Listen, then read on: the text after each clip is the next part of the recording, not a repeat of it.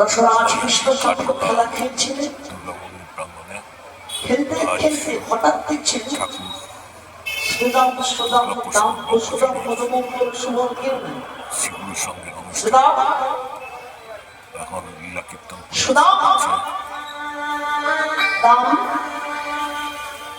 ও সুদাম মধুমঙ্গল।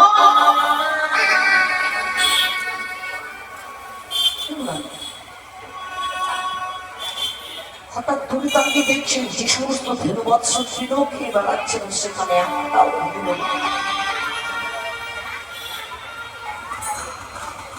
চিন্তাময় হয়ে চিন্তায় হইলেন, কার তো শক্তি, কার তো সাহস, কার তো সুগন্ধা,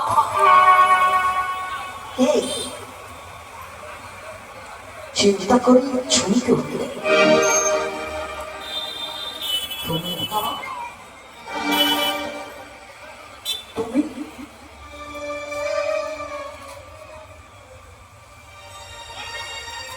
তুমি আমার গঠন হরণ করে তুমি আমার জানতে এসেছ।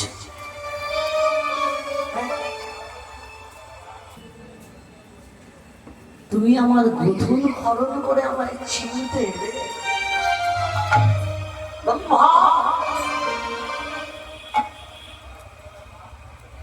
তুমি আমায় ভুলে গেছো, কিন্তু তুমি আমাকে ভুলে গেলেও আমি তো তোমাকে ভুলে গেল।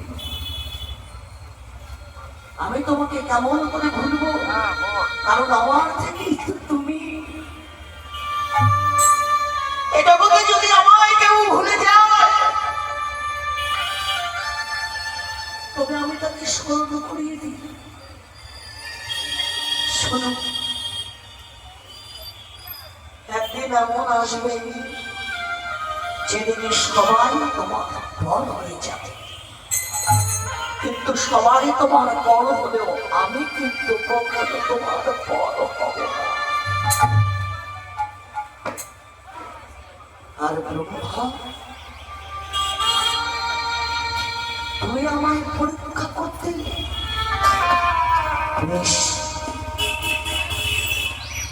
তাহলে দেখি তুমি আমায় চিনতে পারো কিনা। গোবিন্দ আবার সৃষ্টি করলেন। শ্রীরাম সুরাম দাম সুরাম মধুমঙ্গল আমাকে সৃষ্টি করছে। আপনারা শ্রী ভগবানের রাসলীলাতে শুনেছেন, যত কবি তত কৃষ্ণ রাস মন্ডলে। আমার কাছে কৃষ্ণ শব্দ বিরল।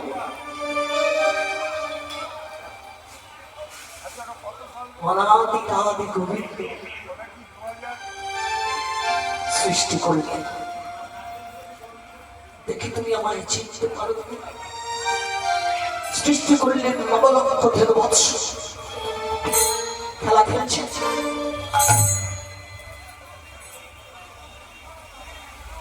ব্রহ্মা চিন্তা করছেন, দেখি আর কি করছে ভগবান। এসে দিচ্ছেন গোবিন্দ পূর্বে যেমনটি খেলছিলেন তেমনটি খেলছেন।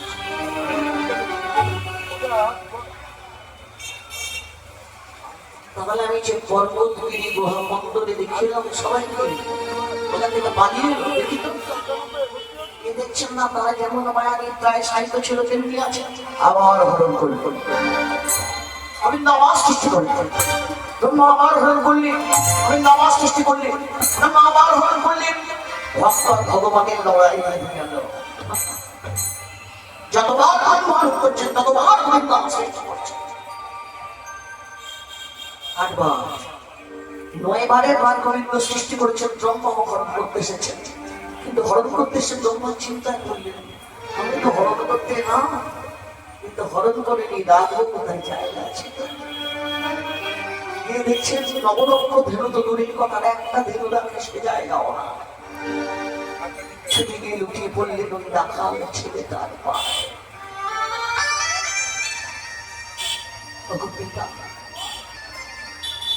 তুমি আমায় ক্ষমা করে দাও, আমি তোমাকে চিনতে পারি।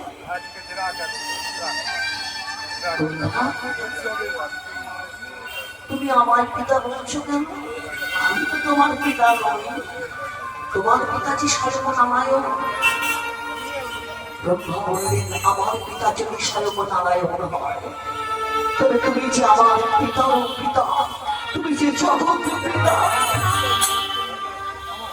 কিন্তু এই মন আমার কেন হল ঠাকুর? আমি কেন তোমার বধূর হরণ করে তোমায় জন্ম দিলাম? তোমাকে চিনবার তো অনেক পথ খোলা ছিল। আমি তোমার নাম করে তোমায় জানতে পারতাম, আমি তোমার ধ্যান করে তোমায় জানতে পারতাম, আমি তোমার সেবা করে তোমায় জানতে পারতাম। এত পথ খোলা থাকতে আমি কেন তোমার বধূর হরণ করে তোমায় জানতে দিলাম? এমন আমার কেন হলো? ব্রহ্মা, আমার বধূর হরণ করে তুমি যে অপরাধ করেছ, তোমাকে যে শাস্তি পেতেই হবে। হ্যাঁ, আমি তো শাস্তি পেতে চাই। শুধু শাস্তি নয়, তুমি আমাকে এমন প্রায়শ্চিত্ত করার সুযোগ দাও ঠাকুর, যেন আমি তোমায় চিনতে পারি। ব্রহ্মা, তুমি শুধু আমার বধূর হরণ করে অপরাধ করো না, তুমি আর অপরাধ করছ, তুমি আমার সখাকে হরণ করছ। এই অপরাধের সাজা তোমাকে পেতেই হবে। তোমাকে যমুনের ঘরে যেতে হবে। জন্ম হলো ব্রহ্মার দিব্যচন্দ্রী অবকাশে। আবার দেখুন সেই ব্রহ্মা এলে এই ঘোর কলিকালে যশোরে জেলার পুরন নামক কলাগাছি গ্রামে ঠাকুর হরিদাসের জন্ম বৃত্তান্ত সম্পর্কে দুটি মত রয়েছে। কোন গ্রন্থ বলছে তার মুসলমানের ঘরে জন্ম হয়েছিল,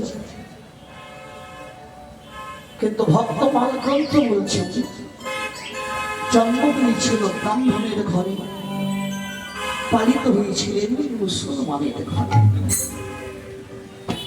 আমরা ধরে নিলাম ব্রাহ্মণ করেই তাদের জন্ম হয়েছে। পিতার নাম মনোহর চক্রবর্তী, মায়ের নাম উজ্জ্বলা দেবী, কেউ কেউ গৌরী দেবী বলে। কিন্তু ভাগ্যটি বড় মন্দ, কারণ শিশুটির বয়স যখন মাত্র 2 বৎসর, মহামারী লেগে গেল।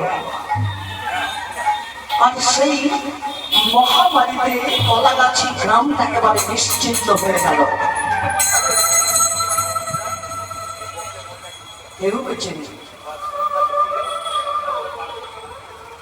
কিন্তু ভগবানের কি অশেষ করুণা, সেই শিশুটি বেঁচে আছে। পাশের গ্রামেরই এক মুসলমান নাম হবিবুল্লাহ। হবিবুল্লাহ ছিলেন একজন গামছা ব্যবসায়ী। হবিবুল্লাহ মিয়া সেই শিশু সন্তান থেকে কোলে তুলে নিলেন। হবিবুল্লাহ মিয়ার কোনো সন্তান আদি ছিল না, তাই স্ত্রীকে ডেকে বললেন, বিবিজান, দেখো বিবিজান, আমাদের তো কোনো সন্তান নাই, আল্লাহর কাছে আমরা কত দোয়া করেছি, আমার মন বলছে আল্লাহ আমাদের দোয়া কবুল করেছে। কার শিশু পুত্র? বিবিজান, ওর কেউ না, পিতা নাই, মাতা নাই, আজ থেকে আমরাই ওর পিতা, আমরাই ওর মাতা, আমাদেরই অন্যের প্রতিপালিত হবে। প্রতিবেশীরা ছুটে এসেছে, ওর নাম কি রেখেছ?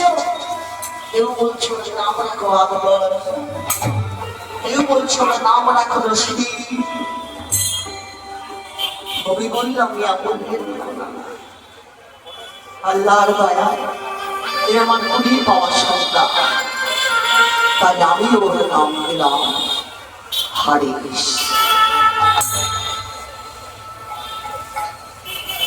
হারিস আস্তে আস্তে বড় হচ্ছে, কিন্তু শৈশব থেকে হারিসের মধ্যে একটা অপূর্ব পরিবর্তন দেখা দিয়েছে।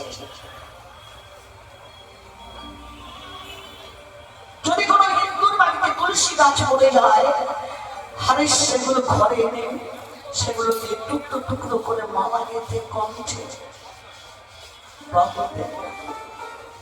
হাতে ধারণ করে। হয়তো কোনো হিন্দুর বাড়িতে কেউ মরেছে, তাকে কাঁধে করে নিয়ে যাচ্ছে, বলতে বলতে যাচ্ছে বলো হরি বলো হরি বলো হরি। হারিসও তাদের সঙ্গে সঙ্গে বলে বলো হরি বলো বলো হরি।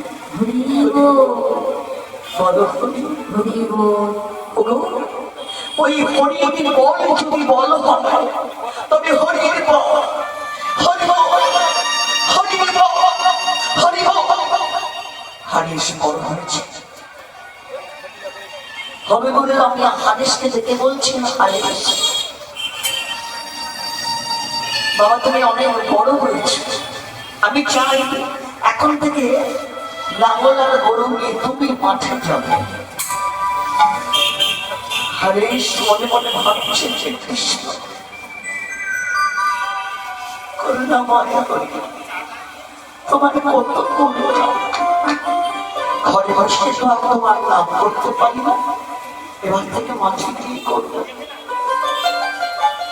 সকাল হতে হারিস লাঙ্গল আর গরু নিয়ে মাঠে গেছে।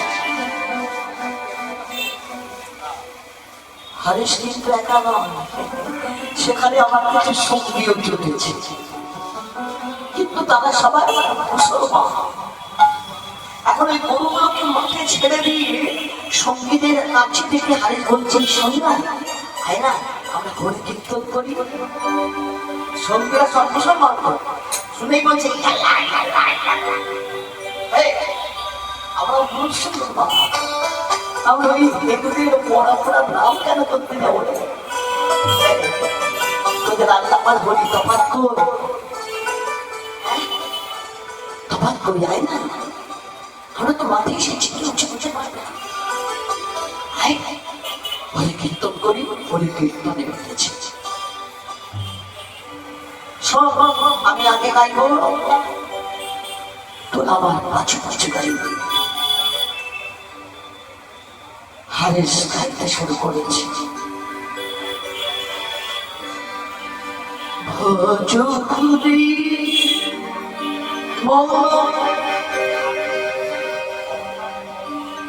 শ্রীরঙ্গী নন্দন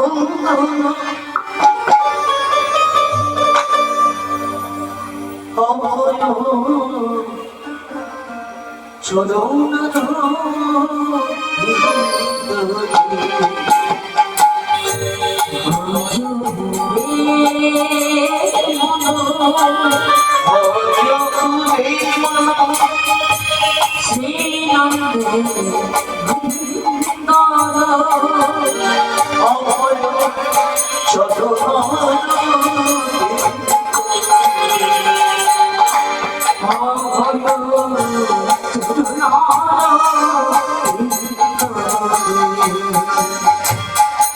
একটু ভালো করে উপলব্ধি করতে হবে। ভজপুরে মন শ্রীনন্দের নন্দন অভয় চরণ, যে চরণ ভয় করলে অভয় মানুষ দুর্লভ দুর্লভ মনুষ্য জন্ম পেয়েছে, খেলায় হারিয়ে দিল, খেলায় হারিয়ে হারিয়ে ফেল না গো। না জানি কত কুলে জন্ম হয়েছে, কীট কুলে জন্ম হয়েছে, পতঙ্গ কুলে জন্ম হয়েছে, পাখি কুলে জন্ম হয়েছে, পশু কুলে জন্ম হয়েছে, বৃক্ষ কুলে জন্ম হয়েছে, আবার মানব কুলে ঘুরে আসতে হয়েছে। কেন মানব কুলে ঘুরে আসতে হচ্ছে? কেন বারবার মনুষ্য জন্ম পাচ্ছি আমরা? বুঝতে হবে তো, মনুষ্য জন্ম পাচ্ছি ঠিকই, কিন্তু মানুষের কর্ম তো কিছু করি না। আর কর্ম করি না বলে বারবার ফিরে ফিরে আসতে হচ্ছে। কারণ বিপাক গতাগতি কোনো মানুষ দুর্লভ জন্ম সঙ্গী, মানুষ দুর্লভ জন্ম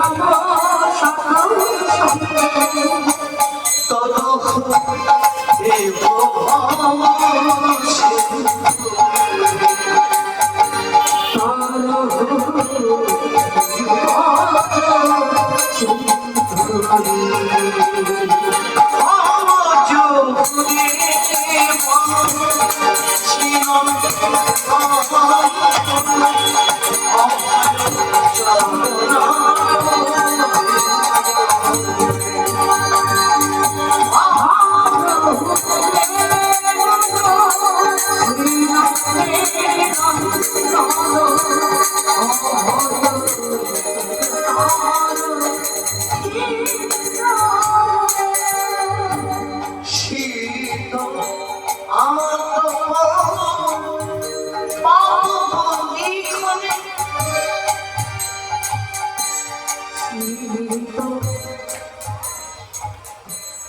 আবার বলছি, একটু ভালো করে যে পথগুলো বলছি একটু উপলব্ধি করুন। আমরা তো সংসারী অপরাধীয় মামা, আমরা সংসারী, আমাদের সংসারে থেকে অনেক কিছু ক্রিয়াকর্ম করতে হয়। কিন্তু আমার যিনি দীক্ষা ডক্টর মহানন্দ ব্রহ্মচারীজি বলতেন, ভগবানকে ডাক্তার দিলে বিশেষ করে কোনো সময়ের প্রয়োজন হয় না, ইচ্ছাটা তো পায়। ভগবানকে ডাকতে গেলে আলাদা করে কোনো সময়ের প্রয়োজন হয় না, তিনি বলতেন ইচ্ছে থাকলে উপায় পায়।